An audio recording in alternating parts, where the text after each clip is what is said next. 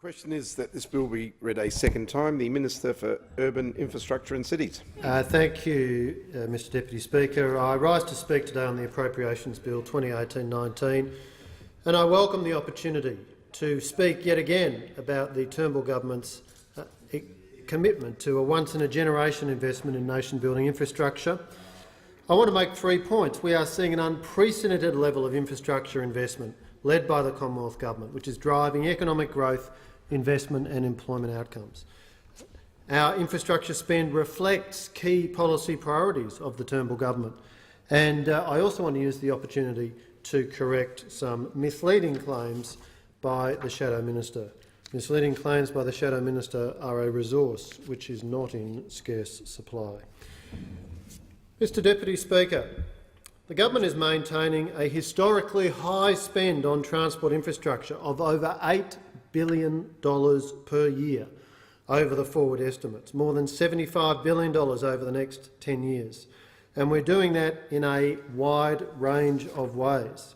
If you include payments to support state infrastructure services, if you also include untied local road grants for the financial assistance grants, if you include payments to non-state equities, if you include investments through equity injections and other financing options, if you include the various commitments the Commonwealth has made, then what we are providing is $8.6 billion in 2018-19, $33.9 billion between 2018-19 and 2021-22, and over $75 billion over the next decade for publicly announced projects, initiatives and commitments and ongoing sub-programs, including financial assistance grants and maintenance.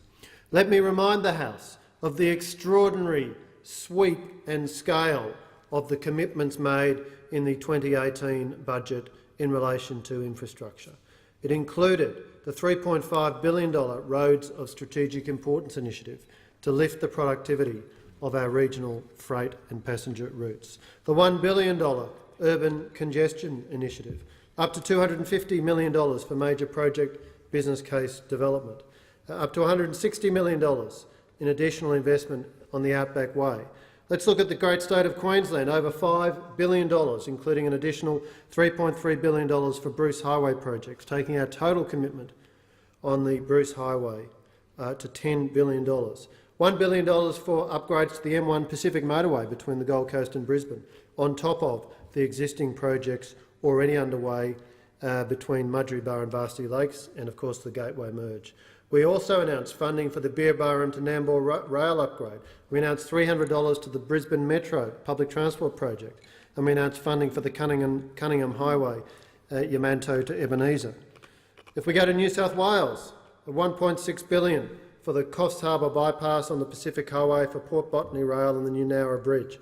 In Victoria, we've committed up to $5 billion for the long-awaited Melbourne Airport Rail Link, a further $2.8 billion and across other projects such as the North East Link, Rowville Rail, Frankston to the extension of the Frankston line or the duplication and electrification to Baxter, Victorian Congestion Package, Regional Rail for Geelong and other projects summing some $2.8 billion.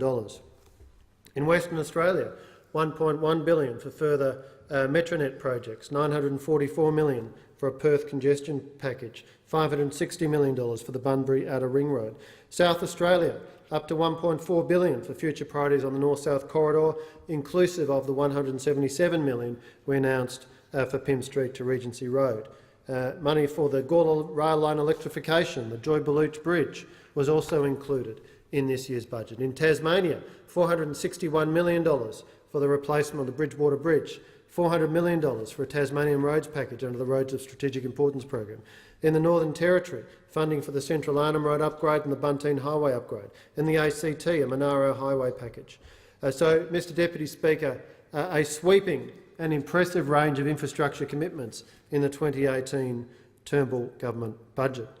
Now, this forms part of a pattern in which we are seeing strong activity in infrastructure and in construction around Australia.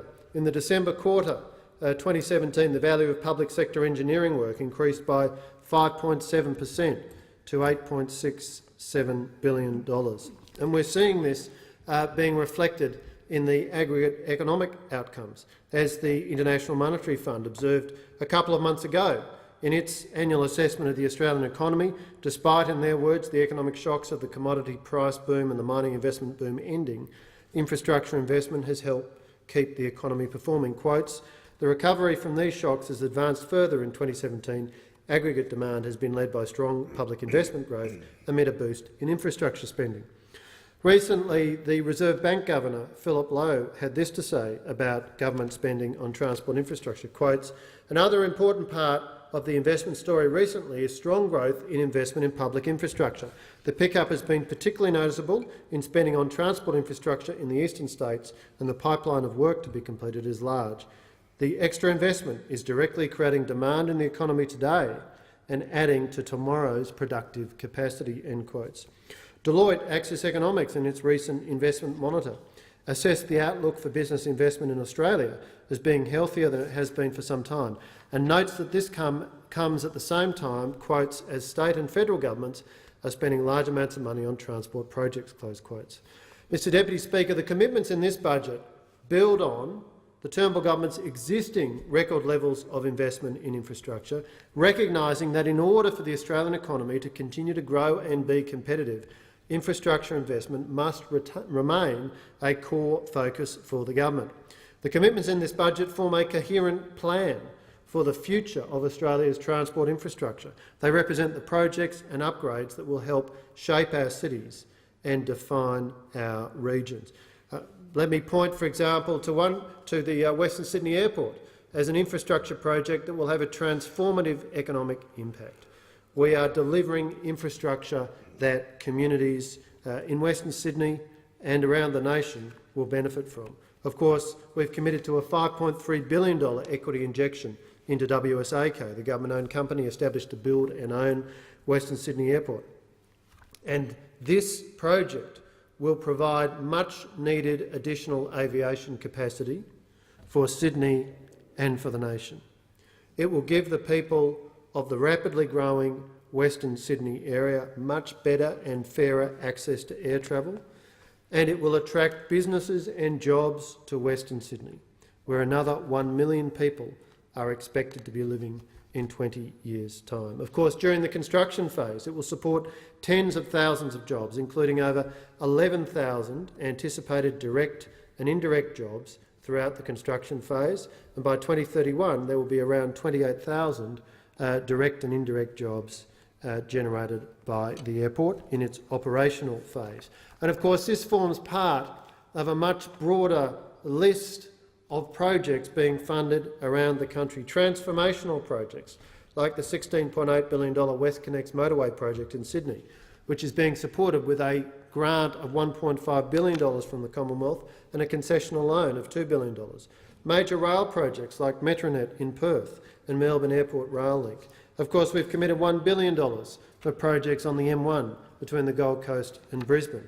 The Monash Freeway and the M80 Ring Road in Melbourne, the combined investment across those two from the Commonwealth, some $1 billion. And of course, the North-South Corridor in Adelaide. I've spoken about the funding we've committed for the future, but 3 projects already underway benefiting from $1.6 billion of funding from the Turnbull government. And so, of course, our approach to infrastructure reflects and gives effect to key policy priorities of the Turnbull government: driving productivity and efficiency in the Australian economy, maximising the role for private investment and capital, and planning for the growth and effective functioning of our cities. But let me turn, Mr Deputy Speaker, in the time that remains to me, to addressing a number of highly misleading claims that have been made by the Shadow Minister. We've had this repeated claim that there's no new money for infrastructure. Absolutely incorrect.